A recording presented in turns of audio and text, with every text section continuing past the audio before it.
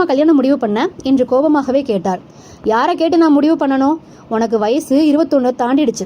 இதுக்கு மேலே எங்களால் உன்னை வச்சுட்டு மாரடிக்க முடியாது. உனக்கு அப்புறம் ஒரு தங்கச்சி வேற இருக்கா, மறந்துட்டியா? ஐயோ அம்மா, அவள் இப்போ தானம்மா +2 படிச்சுட்டு இருக்கா. எனக்கு தெரியும், ஆனால் உனக்கு சீக்கிரம் கல்யாணம் பண்ணி வைக்கணும். உனக்கு நல்ல வாழ்க்கை கிடைக்கணும். எனக்கு அதுதான் வேணும். அம்மா, நீ பண்ணுறது ரொம்ப தப்பு. நான் இன்னும் அதுக்கு தயாராகலை. நீ என்னடி தயாராகிறது? தயாராகிருக்க தயாராக எனக்கு அதை பற்றி கவலை இல்லை. நான் பேசி முடிச்சிட்டேன். நாளை காலையில் மணவரையில் வந்து உட்கார்ற.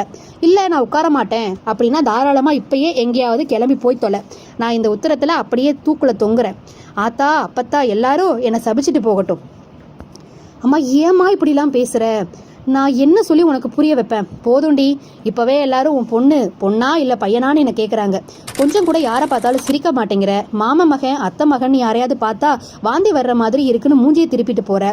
என்னை பார்த்து தாண்டி எல்லாரும் கேட்குறாங்க. சில நேரம் நீ பொண்ணா இல்லையான்னு எனக்கு கூட ஒரு மாதிரி சந்தேகம்.